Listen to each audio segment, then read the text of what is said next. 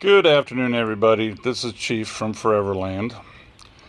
Thought I'd do my Intro to Downsizing 101. Dee and I are in the process of downsizing, which a lot of people have gone through, and they probably enjoyed it as much as we're enjoying it. Crazy glasses are crooked. Anyway, we've read a lot of books, we've read a lot of articles, we've looked at the videos, we've talked to people, we've done just about anything you can think of to figure out how to downsize. Well, what we've done is we've come up with a conclusion of our own. Hopefully it'll be beneficial to you. If not, make your own conclusions, because that's pretty much what we did. And what it amounts to is there are two things we totally agree with. One is that unless it gives you a warm, fuzzy feeling as soon as you touch it, it needs to go. There's a lot of things I would like to keep. I mean, I did 39 years in the military. We got a whole bunch of kids. I got stuff from travels around the world. It's all nice at the time, but it's not, warm fuzzies like things my mom made for me or my grandmother made. So that's rule number one we've come to. Unless it gives you a really warm fuzzy, it needs to go. It goes in the to-go pile, or to-go room in our case. Number two is, once you give something to somebody, and somebody else said this, so I don't remember who it was, so I'm not plagiarizing, I'm just borrowing.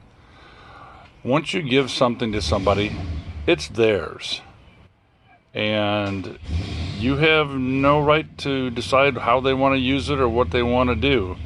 And that was pretty tough for us, because we have some heirlooms from the family. Dee's mom and her family grew up in West Virginia, and we've given some things away that came all the way from the farm back then. If you saw the garden one, same time frame as some of the peony bulbs, if you saw Dee's walk around in the garden. But once you give it to them, it's theirs. So you don't have any say-so about what's going on. The next thing we've talked about is yard sales. We did one yard sale in our life, and that was a pain beyond belief. Tagging everything, pricing everything, tracking everything, doing all the books on everything, and just what a ton of time to make a couple $100. I mean, I don't even think we made $300, but we probably spent, 60 hours getting it ready. So, not worth the time and effort. The other thing is donating. We've decided we're going to donate a lot of things. Some things, are, just automatic donation. Others we're having challenges with, like everybody. We probably have some things that are worth some value. Well, we've called a couple antique places, and it's like, I'll buy your $500, hutch. I'll give you $100 for it, or, 10 cents for a plate that's collectible. And I've looked up the prices on a lot of this stuff, so I know what the actual possible sale value of it is. So you get kind of torn on whether you want to try and find the right source to sell these items, or if you want to just donate them. Well, after hours and hours of researching and looking things up and finding out things and everything, we've come to the conclusion that it really doesn't matter what it is. I think we're going to donate it. Somebody else will get it useful. If somebody finds it at a thrift store and they can cash it in, then fine, then they'll benefit from it.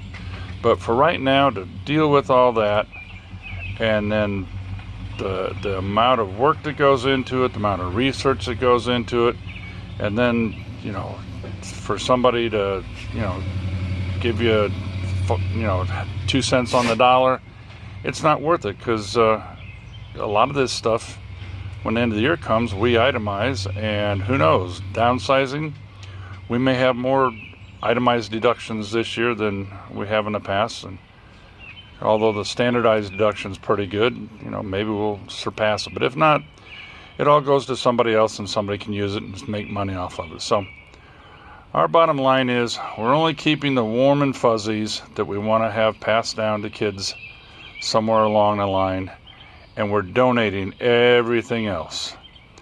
And when it comes to paperwork, unless it's absolutely necessary,